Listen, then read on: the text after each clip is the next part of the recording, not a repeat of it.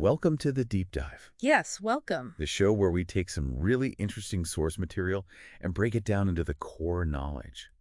Just for you, the learner. That's right. It's kind of like a shortcut to being informed Yeah. without having to go through all the heavy lifting yourself. Absolutely. And today, we're taking a deep dive into the world of entrepreneurship. Ooh, exciting. We're using the book Entrepreneurship by Hisrich, Peters, and Shepard. This book is a really kind of a roadmap Yeah. for anybody who is interested in starting a business, growing a business.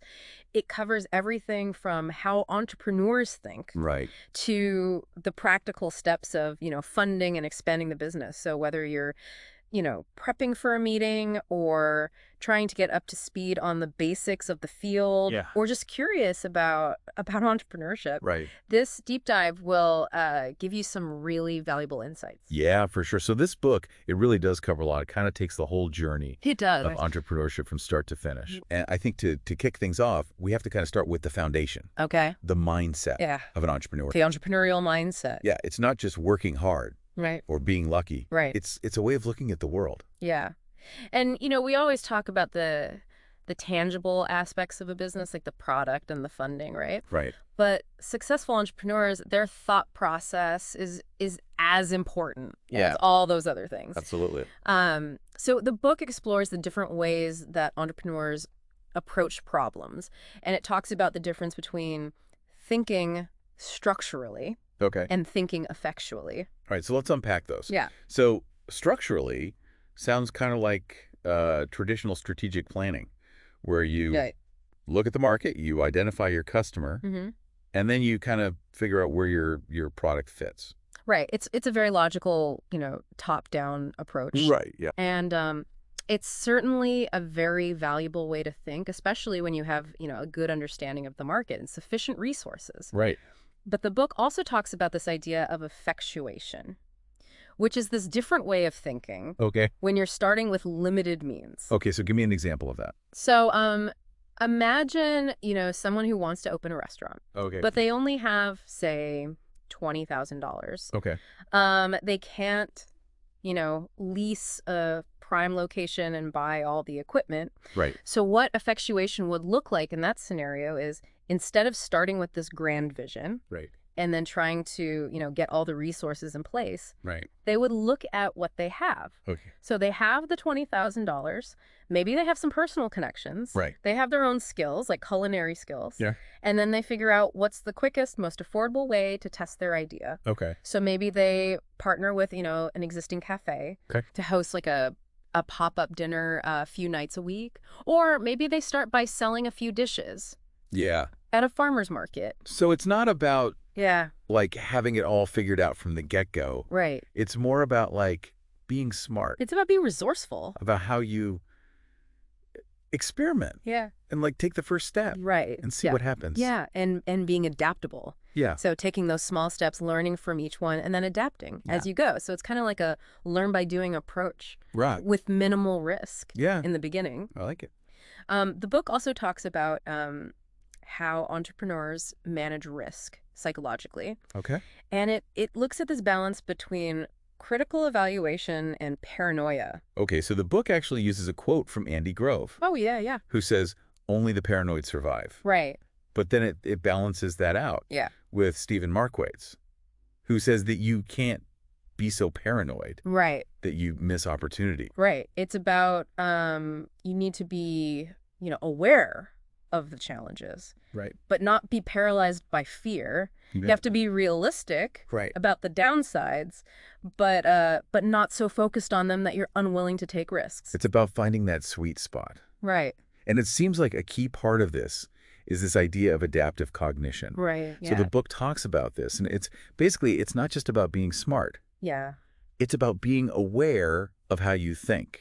It's about having practical skills, right? Like, how do you organize your time? Yeah. How do you organize information? How do you figure out what's the most important information? Yeah. When you're faced with a problem, can you stay focused? Are you constantly questioning your assumptions? Right. So it's about having this awareness of your own mental processes Mm-hmm. and being flexible enough to shift gears. Right. So it's not just about having the right answers. It's about asking the right questions along the way. And the book talks about this in terms of how entrepreneurs approach problems in general. Like what kinds of questions Right. do they ask themselves? Are we looking at the right strategy? Are we looking at the right tactics? Right. Are we looking at the right principles? Yeah. Is this even the right approach for our situation? Yeah. And, how do we Yes. organize? Yeah. And how do we implement Exactly. effectively?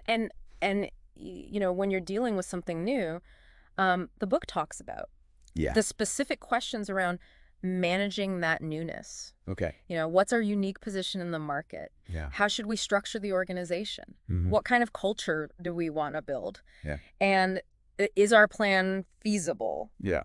You know? It's not just about having a cool new idea. Right. It's about figuring all that stuff out. It's about thinking through Yeah. all those fundamental aspects. The book also touches on the role of age in entrepreneurship. Yeah. And it makes a distinction between Right. your chronological age, Mm-hmm. your actual age, Yeah. and your entrepreneurial age, Right. which is more about your experience. Right. So, not surprisingly, Yeah. entrepreneurial age Right. really seems to matter. Yeah, especially within, the industry Yeah. that you're going to start your business in. Someone who's, spent years working in a particular field, they're going to have a much better Right. understanding of the, the nuances of the business. Yeah, for sure. The book did note that, statistically, a lot of entrepreneurs start their ventures between the ages of like 22 and 45. Right.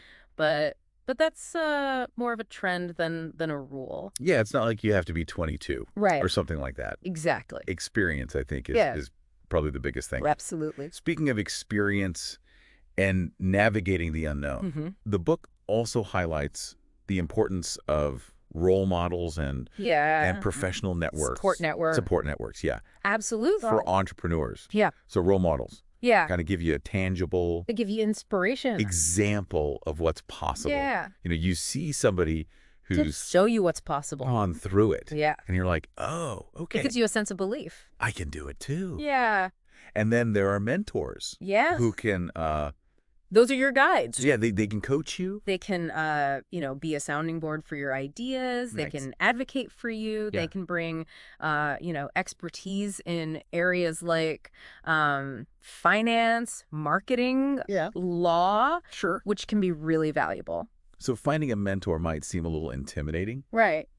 but the book kind of breaks it down It does. into a very practical approach. Right. So first, you identify what you need help with. Then you make a list of the people Yeah. who could actually help you. Right. And then you reach out. Yeah. And then you keep them updated, Right. to build that relationship. It's about being proactive Yeah. in seeking support. And then beyond mentors, the book talks about the importance of your broader network. Your interpersonal network. Yeah. These can help you with finding new opportunities, Yeah. accessing resources, Right. maybe finding your founding team. Exactly. And it's interesting, the book also talks about Yeah. the role of trust Mm. within these networks. Yeah. It's when you have these strong relationships, Right. you can tap into really valuable knowledge. Yeah. It's not written down. Right. It's not easy to find. Exactly. And it talks about business networks Right. where trust Mhm. is what binds these independent firms together. Yeah. And they can actually, Facilitates transactions. facilitate transactions. That might be too risky or complex to formalize Right.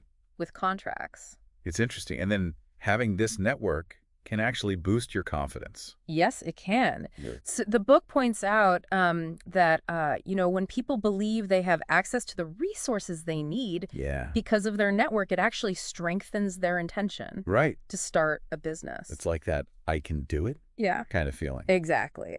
So finally, this whole section on mindset wraps up talking about ethics, Yes. which is increasingly important Yeah, in the business world. absolutely. The book notes, the growing emphasis on ethical behavior and even corporate codes of ethics. Right, which is crucial for building trust Yeah. with customers, employees, the wider community. Yeah. The book also offers this interesting perspective Yeah. on entrepreneurial action itself.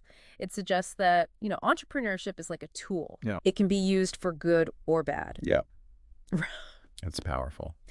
So, the book even mentions research Yeah. showing that, some entrepreneurs, even though they may have positive environmental values, Right. might actually compromise those Yeah. to seize a profitable opportunity. Interesting. So it's, the drive to succeed Yeah. doesn't always equate Right. to ethical behavior. So it's about having that compass, Oh, yeah. your Yeah. internal compass. It comes back to the individual's values and the ethical compass that they bring to their journey. Okay.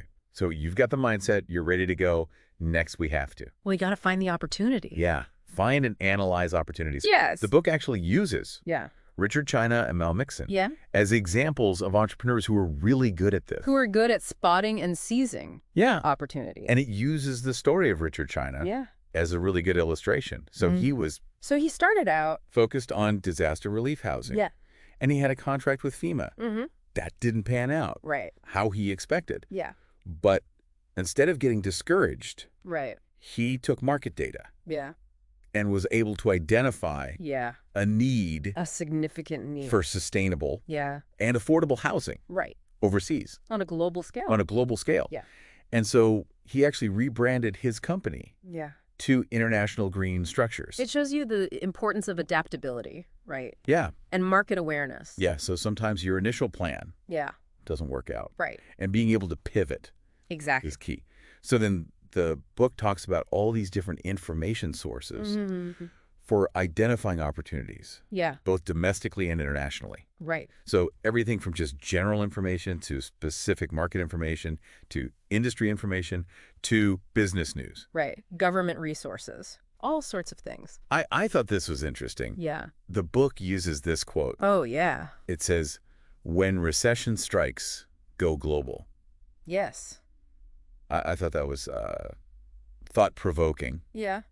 Interesting perspective. Yeah. And then, when you're looking at these international markets, Right.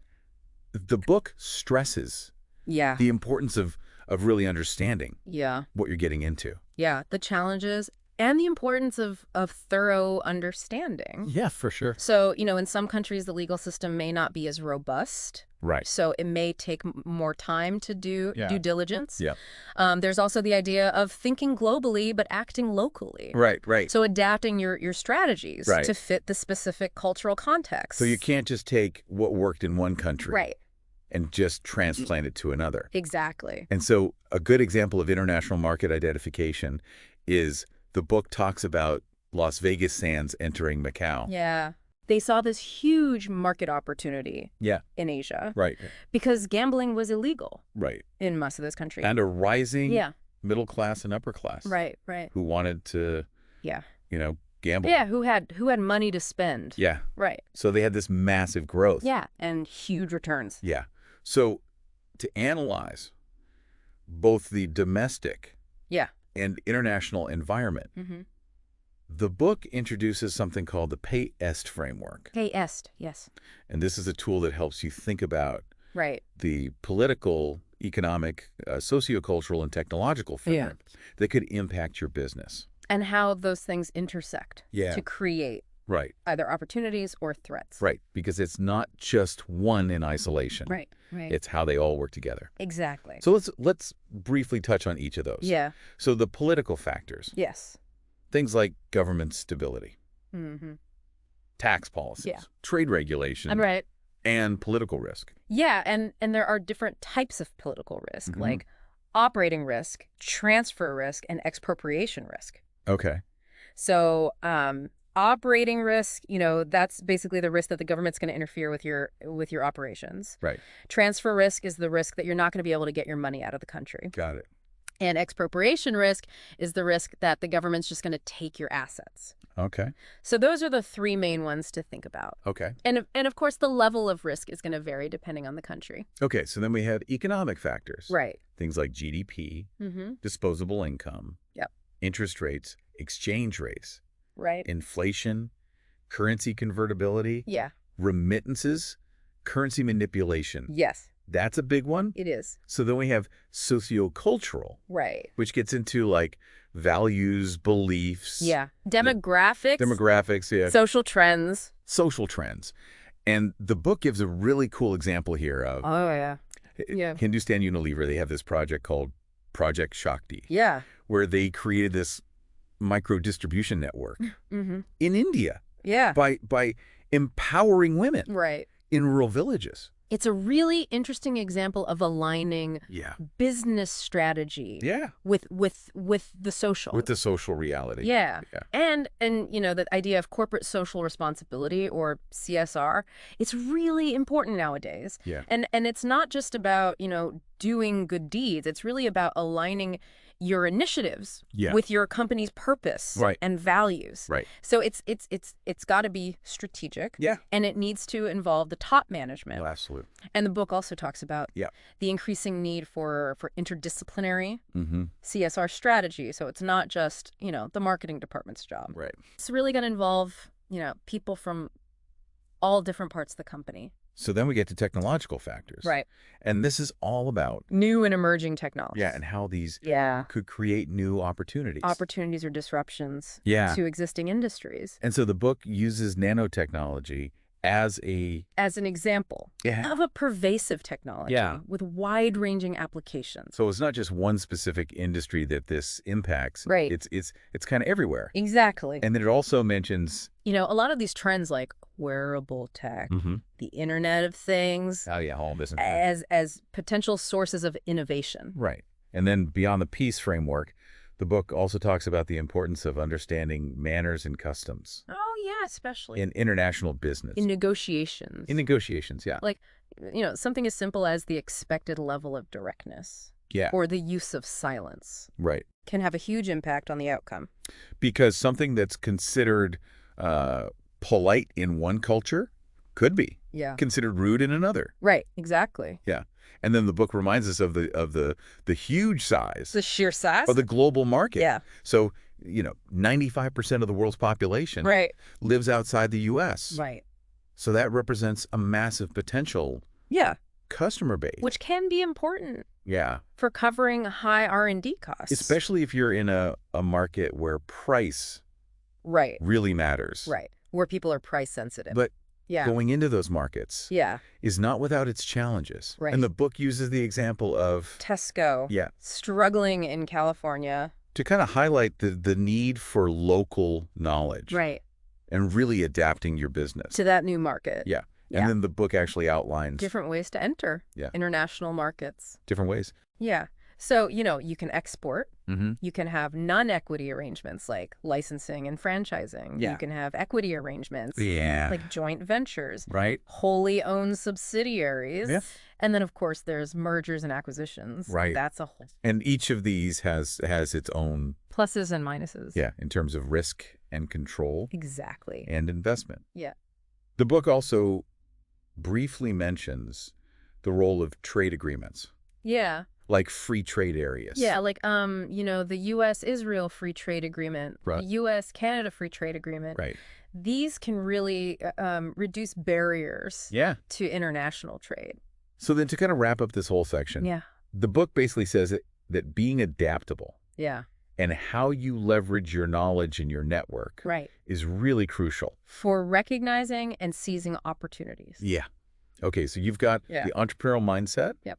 You're looking at opportunities. Yeah. What's next? Oh, well, then you got to generate Yeah. and exploit new entries. So the book uses this term, Yeah. new entry. Yeah. And I think it's important to define what that means. Well, it could be offering a new product Yeah. to an existing market. It could be taking an existing product to a new market. Right.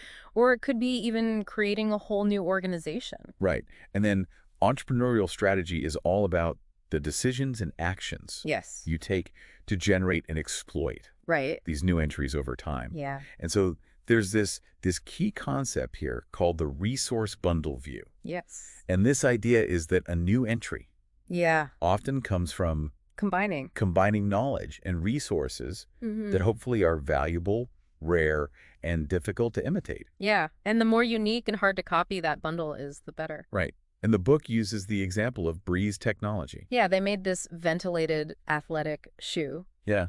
And, they had a unique technology, a good team who knew how to bring it to market. And that was their new entry. And then prior knowledge really influences Your ability to even recognize and exploit these opportunities. Like you can't just stumble across something. Right. You have to have some knowledge. Right. You have to know. To make the connection. You have to be able to connect the dots. And it talks about, it uses the laser invention as an example. Right. So people who had a background in laser technology were much more likely to see its potential in different industries. Yeah.